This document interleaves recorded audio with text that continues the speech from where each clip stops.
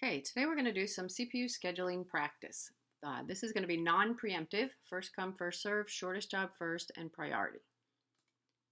So just as a quick review, non-preemptive versus preemptive algorithms. Non-preemptive algorithms mean once the process gets on the CPU, even if a higher priority or any other circumstance happens, the process does not relinquish the CPU until it has finished its current burst. That's non-preemptive. And we will be calculating turnaround time, waiting time, and response time.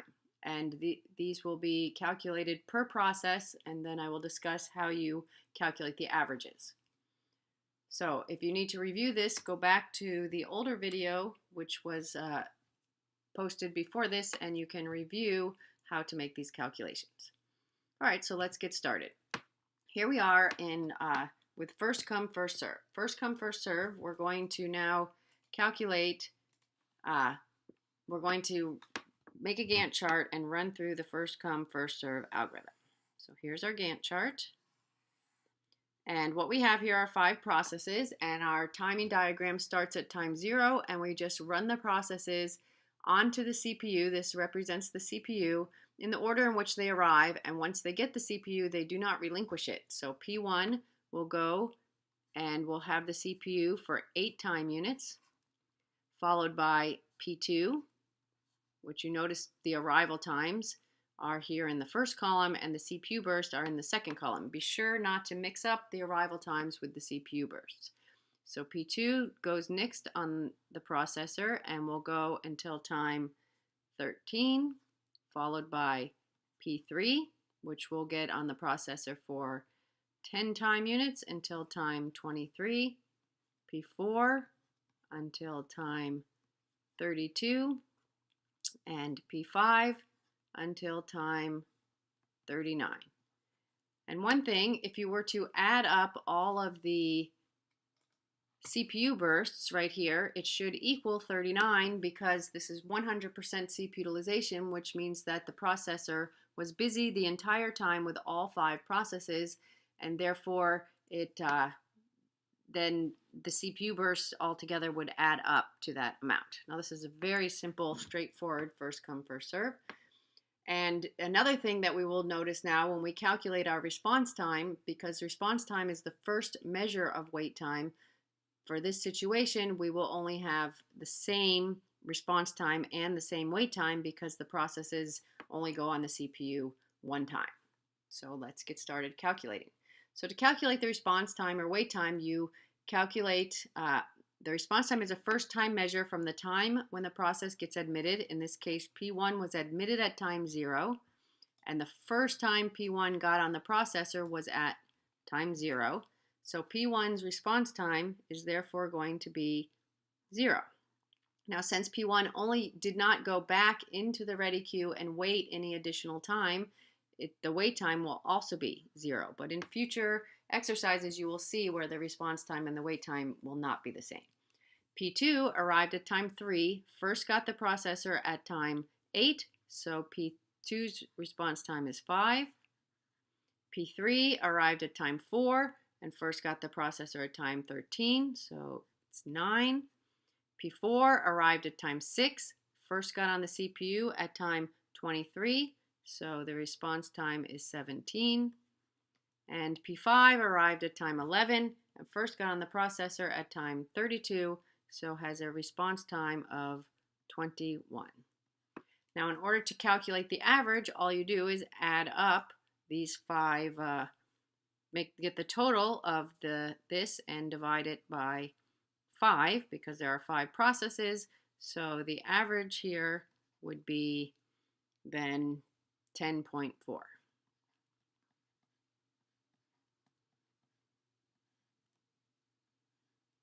Okay, so now let's calculate the turnaround time. To calculate the turnaround time, you take from the time the process completed all execution. That means it's the total time it was on the CPU and waiting for the CPU and waiting for events, the total time active in the system. And in this case, it's very simple. P1 arrived at time 0 and completed everything it needed to do by time 8. So P1's turnaround time, therefore, is going to be 8. P2 finished everything it needed to do at time 13 and arrived at time 3, so P2's turnaround time will be 10. P3 finished everything at time 23 and arrived at time 4, so P3's turnaround time is going to be 19. And you will notice that if you add up the wait time and the CPU burst time, you will get the turnaround time, because each process, after it gets into the system, it is either waiting or on the CPU. P4 finished at time 32 and arrived at time 6, so P4's turnaround time is 26. And P5 finished at time 39 and arrived at time 11, so P5's turnaround time is 28. And just like before, you can calculate the average by adding up all of these 5 numbers and dividing by 5. And in this case, the average turnaround time is 18.2.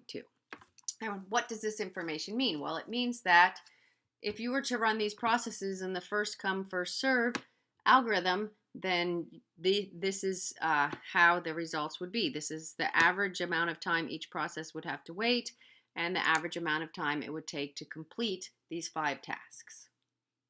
So let's move on now to shortest job first, and we're going to do the same exercise with the same processes. We will start at time 0, and the way shortest job first is, it's a priority-based algorithm, and instead of having an assigned number for the priority, what happens is the processes get the priority based on their CPU burst. Now, of course, this is not very realistic, because it's very hard to know how long a CPU burst is going to be, but in the other videos I did show you some examples of things that can be done to help to put the shorter jobs in front, because shortest job first will give the minimum average waiting time in most circumstances. All right, so the current time is 0. The only process that has currently arrived is P1, so P1 will go first.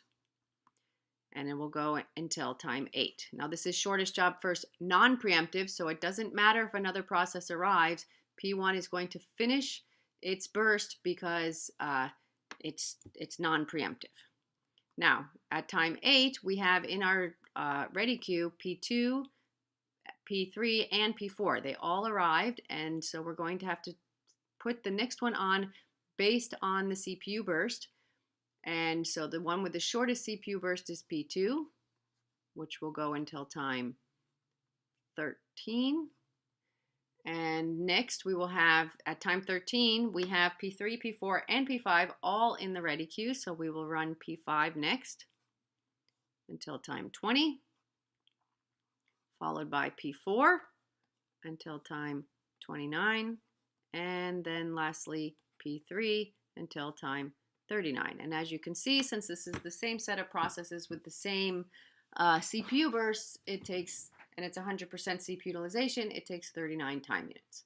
Now we do the same thing to calculate the response time. P1 arrived at time 0. The first time it got on the processor was time 0. Let me get another color here. So P1 arrived at time 0 and got their time 0, and so waited 0 time units. P2 arrived at time 3, so P2 waited 5 time units. P3 arrived at time 4 and waited until time 29, so P3 waited 25 time units.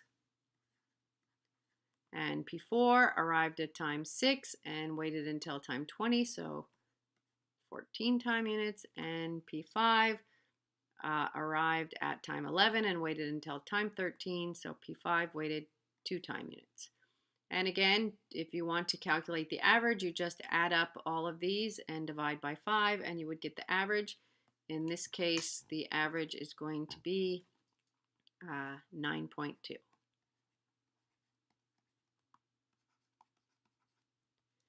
All right, so now let's calculate the turnaround time. So you take the last entry on the Gantt chart and subtract the arrival time. So P1, turnaround time is 8. P2 finished at time 13, arrived at time 3, so P2's turnaround time is 10. P3 finished at time 39 and arrived at time 4, so has a 35. P4 finished at time 29 and arrived at time 6, so it would be 23. And P5 finished at time 20 and arrived at time 11, so P5's turnaround time is 9. And if you add up those numbers and divide by 5, you would get the average, which would then be 17. And if we go back and take a look, we can see that the averages for shortest job first are, this is a very simple exercise, but the averages are better for shortest job first. All right, let's do this one last exercise in this video, and this is doing it priority. Now, we're not going to do preemptive priority, we're just going to do priority. So let's draw our Gantt chart. These are the same processes with the same arrival times and the same CPU burst times, only in this case we've assigned priorities, and priority 1 is the highest. So priority 1 is higher. All right, so this is non-preemptive. So at time 0, the only process that is there is going to be P1. So P1 will have the CPU until time 8. Now the current time is 8, and in our so in the we have P2, we have P3, and we have P4 are all in the ready queue. P5 has not arrived yet, so we have to make a choice based on these that are in the ready queue, which has the higher priority. Well, P2 and P3 both have our priority 1. However, if you have more than one with the same priority, then the tie is broken by the one by first come, first serve. So the next to go would be P2, since it arrived there before P3. And so P2 has a CPU burst of 5, and we'll go until time 13. Now the current time is 13. We have in the ready queue, we have P5 and P4 and P3. And P4 has a priority 1. P5 also has a priority 1. However, P4 has a priority 2. P3 has a priority 1. And P3 got there first, so P3 is going to go next. And now the only ones left in the ready queue are P4 and P5. And P5 will go next.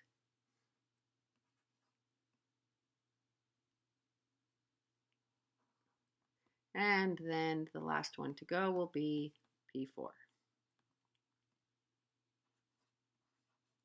So once again, it takes 39 time units, and you can calculate the response times and the turnaround times. So we have P1 arrived at time 0, response time of 0. P2 arrived at time 3, response time of 5. P3 arrived at time 4, has a response time of 9. P4 arrived at time 6, has a response time of 24. And P5 arrived at time 11 and has a response time of 12. And you can add this up and divide it by 5, and you would get the average. And then we have the turnaround time. P1 finished at time 8, arrived at time 0. P2 finished at time 13, arrived at time 3. P3 finished at time 23 and arrived at time 4. P4 finished at time 39 and arrived at time 6. And P5 finished at time 30 and arrived at time 11. So I hope this helps you to understand how to get started doing these algorithms, and in the next video we will do all of these algorithms, all of the preemptive versions of these algorithms.